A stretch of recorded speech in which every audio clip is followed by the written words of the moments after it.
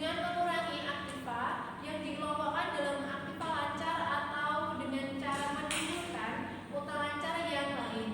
Pengelolaan utang lancar digolongkan menjadi 6 kelompok, yaitu utang usaha yang timbul dari transaksi pembelian bahan baku dan bahan menolong, suku cadang, dan bahan habis pakai pabrik atau factory supplies. Kemudian uang jaminan masuk dari pelanggan. Kemudian utang yang timbul dari berlalunya waktu atau accrued payable.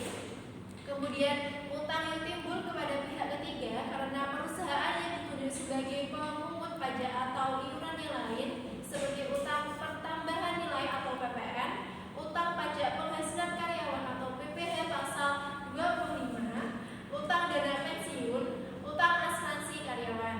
Kemudian accrual yang timbul dari kegiatan usaha perusahaan meskipun jumlah utang tersebut harus ditaksir seperti utang bonus, krediturnya tidak diketahui seperti utang biasa reparasi untuk produk perusahaan yang dijual dengan garansi, utang yang jumlahnya harus diukur dari transaksi sekarang, misalnya utang sewa, pendapatan yang diterima di muka, utang yang jumlahnya dihitung dari besarnya depresi sumber alam. Kemudian yang terakhir, utang lain yang diperkirakan dilunasi dalam jangka waktu pendek seperti utang bank atau kredit modal kerja, misalnya utang jangka panjang yang segera jatuh tempo, utang pajak penghasilan, utang dividen. Kemudian materi selanjutnya akan disampaikan oleh Isnaini Nur Hidayah. Baik, selanjutnya adalah perbedaan karakteristik utang lancar dengan aktiva lancar. Yang pertama, dalam penyajian aktiva lancar, klien berkecenderungan umum untuk menyajikan aktiva tersebut lebih tinggi dari jumlah senyatanya. Kecenderungan ini seringkali didorong oleh motif untuk memberikan gambaran modal kerja yang lebih baik sehingga kelihatannya perusahaan memiliki likuiditas yang baik. Kedua, dalam penyajian aktiva lancar, klien menghadapi masalah penilaian unsur-unsur aktiva lancar per tanggal neraca. Kas harus disajikan pada nilai kursnya pada tanggal neraca. Jika kas tersebut berupa valuta asing, piutang harus disajikan pada nilai bersih yang dapat ditagih pada tanggal neraca. Sediaan harus dihitung kuantitas, ditentukan kualitas, dan kondisinya untuk dapat disajikan pada nilai bersih yang dapat direalisasikan pada tanggal neraca. Kemudian perbedaan pengujian substantif terhadap utang lancar dengan pengujian substantif terhadap aktiva lancar.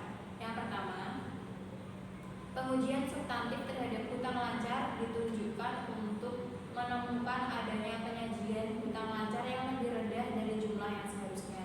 Sedangkan pengujian substantif terhadap aktiva lancar ditujukan untuk menemukan adanya penyajian aktiva lancar yang lebih tinggi dari jumlah yang seharusnya. Yang kedua, dalam pengujian substantif terhadap aktiva lancar, auditor menghadapi masalah penentuan kewajaran nilai aktiva lancar atau nilai bersih yang dapat direalisasikan yang dicantumkan ke dalam neraca.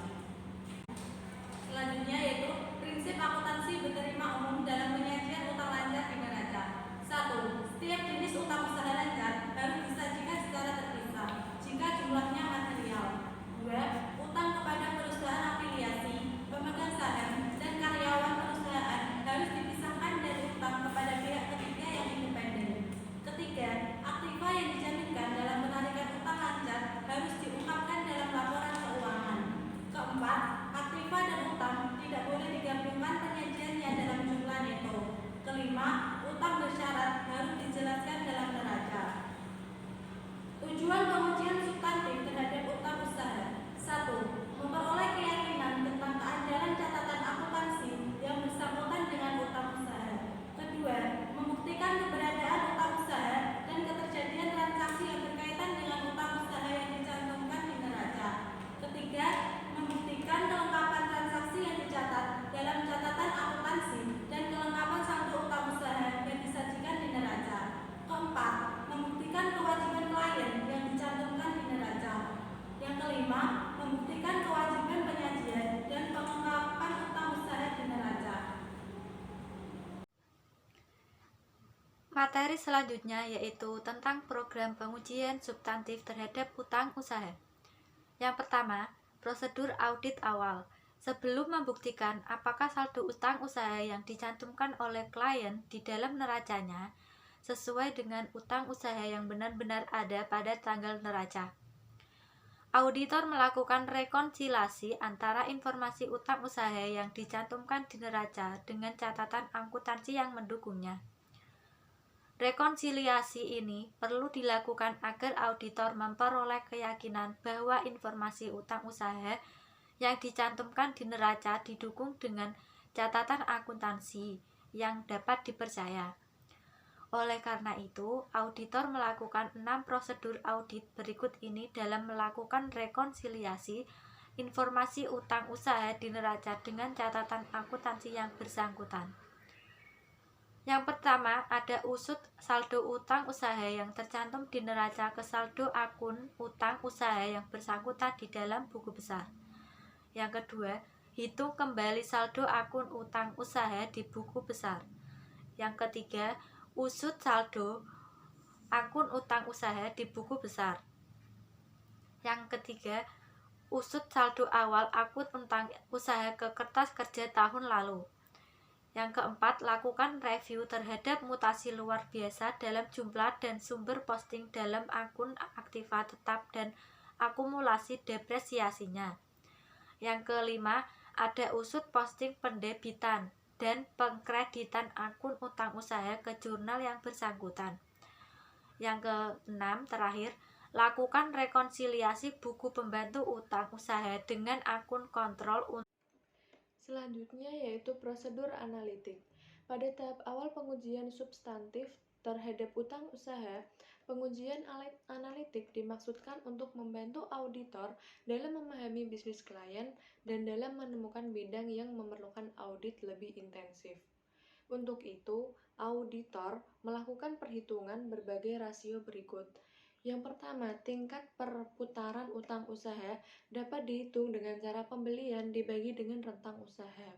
Dan yang kedua, yaitu rasio utang usaha dengan utang lancar dapat dihitung dengan saldo utang usaha dibagi utang lancar. Selanjutnya ada pengujian terhadap transaksi rinci. Dapat dibagi menjadi beberapa hal. Yang pertama ada pemeriksaan sampel transaksi yang tercatat dalam akun utang usaha ke dokumen yang mendukung timbulnya transaksi tersebut. Yang kedua, periksa pengkreditan akun utang usaha ke dokumen pendukung bukti kas keluar, laporan penerimaan barang, dan surat order pembelian.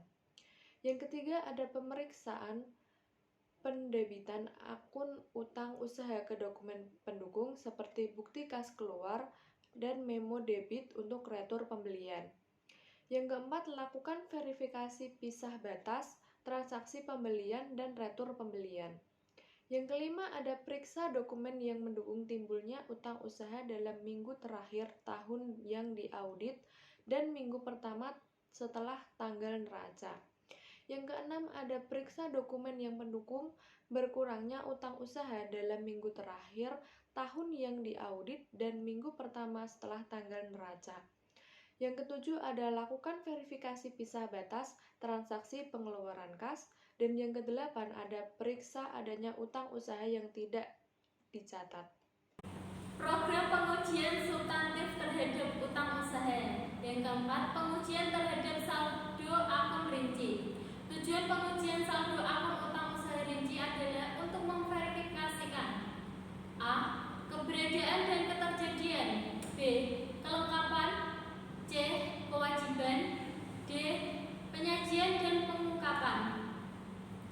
Keberadaan, kelengkapan, kewajiban, serta penyajian dan pengungkapan utang usaha di neraca